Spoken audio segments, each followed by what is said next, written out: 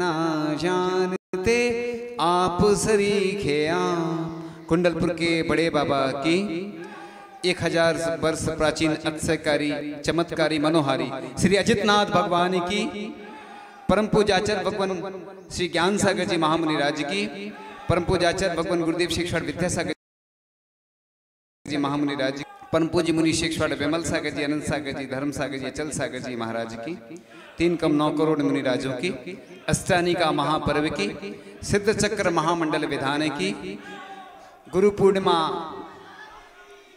वीर शासन जयंती महोत्सव की आज का यह पावन प्रसंग। एक साथ कई पर्व आज हैं। अष्टानिका पर्व तो चल ही रहे थे और आज 2 तिथि एक साथ पड़ने से वीर शासन जयंती भी है। आज के दिन दिव्य ध्वनि खिरी थी और इधर के लोगों का पुण्य है कि 30 समोत्सरण के माध्यम से यहाँ पर भी दिव्य ध्वनि खिर रही है और आज से ही ऐसी भावना भाएं कि जो विश्व में अभी तक कहीं नहीं हुआ, एक नया इतिहास बने कि यहाँ पर इस भूमि पर अजितनाथ भगवान के जो 170 समोत्सरण लगे थे, साक्षात 170 समोत्सरण पूरे विश्व में कहीं भी नहीं लगे, यहाँ पर लगे। ऐसा मनोरम दृश्य होगा जो किसी ने आज तक देखा ही नहीं होगा। और आज अपन संक्षेप में ही बात करते हैं कि त्रिलोक परिणति में आया है कि श्रावण कृष्ण प्रतिपदा को ही भगवान महावीर की सर्वप्रथम दिव्य ध्वनि खिरी थी। वीर शासन जयंती तो प्रतिवर्ष आती है, लोग मना लेते हैं, लेकिन लोग नहीं जानते हैं कि क्यों मनाते हैं। तो चूंकि अल्प समय में और बहुत कुछ बोलना है, इसलिए संक्षेप में कहकर अपनी बात पूरी करेंगे कि महावीर भगवान की दिव्य ध्वनि केवल ज्ञान होने के बाद 66 दिन तक नहीं खिरी और बाद में जब ऐसे गणधर का निमित्त मिला तो बस दिव्य ध्वनि खिरी थी। उसके बारे में ऐसा कहा जाता है कि यह जो है धर्म तीर्थ उत्पत्ति दिवस भी आज को कहा जाता है। तो वीर शासन जयंती है। इस जिन शासन की प्रभावना के लिए सभी लोग सहयोग करते हैं, कोई तन से, कोई मन से, कोई धन से। तो अब सर्वपुणी के चतुर्थ काल के अंतिम भाग में 33 वर्ष 8 माह और 15 दिन शेष रहने पर वर्ष के श्रावण मास नामक प्रथम माह में कृष्ण पक्ष की प्रतिपदा के दिन अभिजित नक्षत्र के उदित रहने पर इस धर्म तीर्थ की उत्पत्ति हुई थी। और इसके साथ साथ आज गुरु पूर्णिमा है, यानी गुरु समर्पण दिवस है, गुरु उपकार दिवस है। तो गुरु की महिमा तो अपरंपार है, गुरु की महिमा वर्णित न जाए। गुरु के उपकार इतने होते हैं कि बस शिष्य ही जानता है कि गुरु ने हमारे ऊपर कितने उपकार किए हैं। तो सबसे पहले एक भजन के माध्यम से प्रारंभ करते हैं। गुरुवर के दर्शनों को नैना तरस रहे हैं, आँखों के आंसू बन के मोती बरस रहे हैं। दर्शन की आरज़ू है अरमान वंदना के, मन बंदगी के नगमे गाता है गुनगुना के। खुद भेंट में हम चढ़ने चरणों में बस रहे हैं, गुरुवर के दर्शनों को नैना तरस रहे हैं। पत्थरों से नींद दिशा दो ये भावना हमारी, करुणा की छाव रखना तेरे हैं हम पुजारी। हमको किनारा दो हम भंवरों में फंस रहे हैं, कैसे निहार तुमको क्या भेंट में चढ़ाए।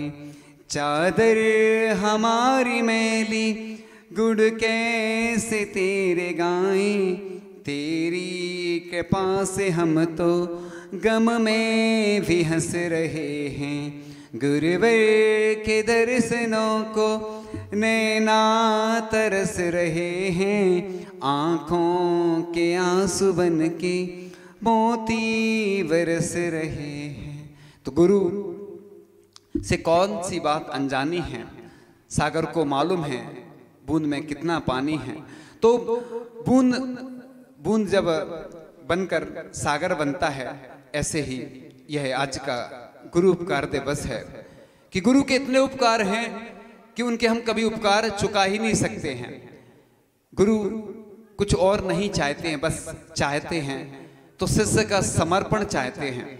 ऐसे बहुत सारे लोग आते हैं, प्रतिदिन आते हैं और चले जाते हैं, लेकिन उनके अंदर समर्पण नहीं होता है। लेकिन एक जो शिष्य जो दीक्षा लेता है, गुरु को पूरा सर्वस्व निछावर कर देता है, इसलिए वह गुरु का हो जाता है।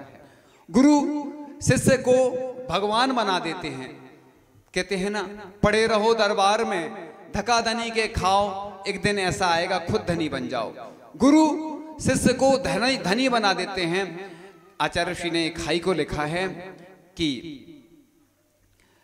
मैं तो ठेठ बांस था, गुरु कृपा से बांसुरी बना। तो गुरु कृपा से बांसुरी बन जाता है शिष्य।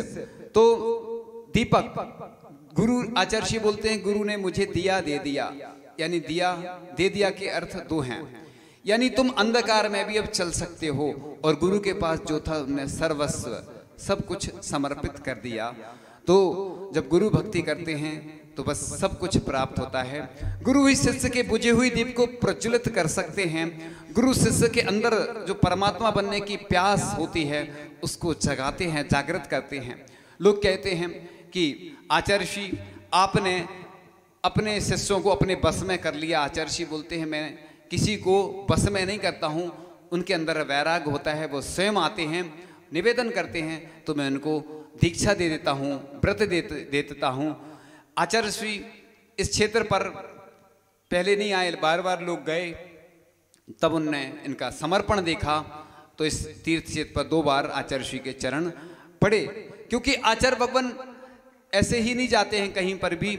और इस वर्ष सब साधुओं की भावना थी कि कुंडलपुर की ओर ही चातुर्मास हो, तो कुछ साधुओं के चातुर्मास कुंडलपुर की ओर हो रहे हैं, और किसी किसी साधुओं को आना था और पास में, लेकिन दूर हैं।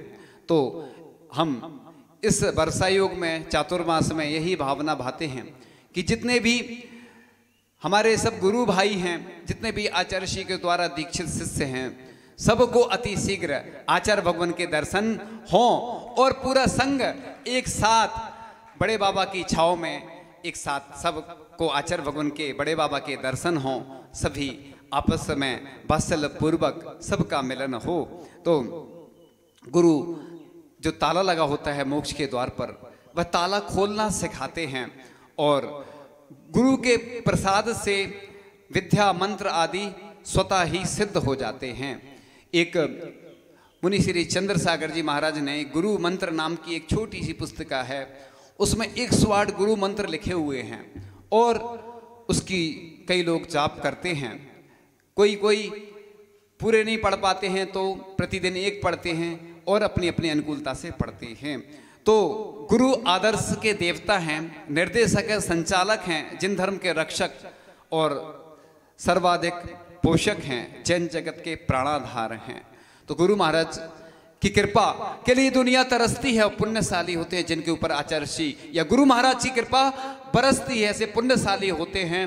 तो गुरु भगवान के चरणों में गुरु कल्याण मित्र हैं, वे एक ऐसे हित चिंतक हैं जो शिष्यों को दोषों से बचाते हैं, पतन से बचाते हैं, अनिष्ट से बचाते हैं। जीवन को पवित्र उन्नत बनाना है तो गुरु बनाना जरूरी है। गुरु के चरणों में कुछ पंक्तियां।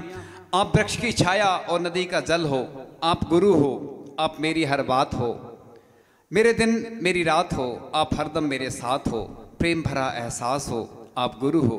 जब थकता हूँ तो आपको पास पाता हूँ, हर पल आपको दिल में बसाता हूँ, हर खुशी में आपके गीत गाता हूँ, हर गम में सिर पर हाथ पाता हूँ।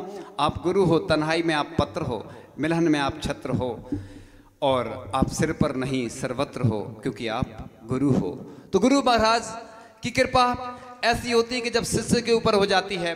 आपने समर्पण देखोगा, पूज्य सुधा सागर जी महाराज को हमने जब देखा रामटेक में, जब वह अपने आंसुओं से पाद प्रक्षालन कर रहे थे आचार्य श्री का, ऐसा दृश्य हमने कभी ग्रंथों में भी नहीं देखा, ना सुना, ना पढ़ा, क्योंकि ऐसी भक्ति जब होती है तभी वह कार्य होता है। तो आचार्य भगवान के यहाँ पर 2 बार चरण पड़े। अब आपका कर्तव्य है कि ऐसे साक्षात अतिशयकारी भगवान जो विराजमान हैं उनके दर्शन करने जो नहीं आता है वह पुण्यशाली नहीं होता है। पुण्यशाली वही होता है जो इतनी प्राचीन प्रतिमाओं के दर्शन करके अपना सौभाग्य जगाता है। तो इस तीर्थ की महिमा अपरंपार है और इस भूमि पर कैसे कैसे अतिशय हुए हैं शांति धारा के माध्यम से और भी अन्य माध्यम से आपने अभी कुछ दिनों में सुने होंगे, देखे होंगे। तो आचार्य भगवान के लिए कुछ पंक्तियां हर खुशी से आपकी बात करते हैं, आपकी सलामती की फरियाद करते हैं। इस खामोश संदेश से क्या बताएं कि हम आपको कितना याद करते हैं। तो आचार्य भगवान की बात जब भी हम करते हैं तो बस रोंगटे खड़े हो जाते हैं कि आचार्य भगवान ने कितनी कृपा की है, जन जन के लिए उपकार किया है। आज देखो वह कल लगभग 4 बजे के आसपास जबलपुर में उनका प्रवेश हो गया। कुछ देर पहले उनके शरीर में इतनी शक्ति नहीं थी कि वो चल पाएं। 3-3, 4-4, 5-5 किलोमीटर से ज़्यादा नहीं चल पा रहे थे। प्रातःकाल विहार कर पाते थे, दोपहर में, शाम को नहीं कर पाते थे। लेकिन जाने कैसी ऊर्जा आई। वो जो सोच लेते हैं, एक होता है जीत हो या हार, हमेशा रहो तैयार, जिद करो दुनिया बदलो, यानी जुनून होना चाहिए। चाहे आप विद्यार्थी हो, चाहे आप बिजनेसमैन हो, चाहे धार्मिक क्षेत्र हो, आपके अंदर अगर जुनून होगा तो आप निश्चित पालोगे। मंजिल पर ही रुकना हमको, हो कितनी भी दूर, लंबी राह नहीं कर सकती हमें कभी मजबूर। ये पंक्तियां आचार्य जी के ऊपर साक्षात लागू हो रही हैं कि देख रहे थे कि उनके पैरों में दम नहीं था। अमरकंटक की बात थी। आचार्य जी के आधे शरीर में हर्पीज रोग हो गया।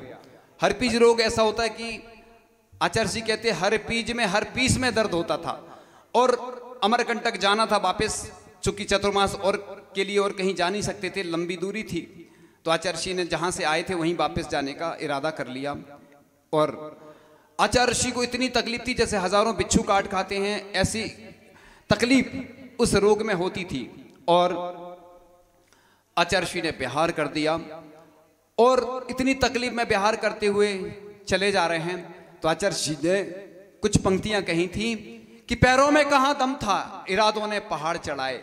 तो बस जिसके इरादे मजबूत होते हैं वह पहाड़ क्या इस संसार से पार हो जाता है। जो होता है मजबूत उसे नहीं कपाता कभी यमदूत। तो हम एक छोटा सा उदाहरण देकर बस विराम लेंगे। एक छोटी सी चिड़िया थी, जंगल में आग लग गई, बूंद बूंद करके पानी ला रही थी और बुझाने की कोशिश में लगी हुई थी। इतने में जंगल के पशु पक्षियों ने चिड़िया से कहा, तू मूर्ख है क्या, कुछ बूंद पानी से आग बुझेगी क्या? तो चिड़िया ने जवाब दिया, आग बुझे या ना बुझे, जब भी इतिहास लिखा जाएगा मेरा नाम आग जलाने वालों में नहीं बुझाने वालों में आएगा। तो हम छोटी सी चिड़िया बन के क्या काम नहीं कर सकते हैं?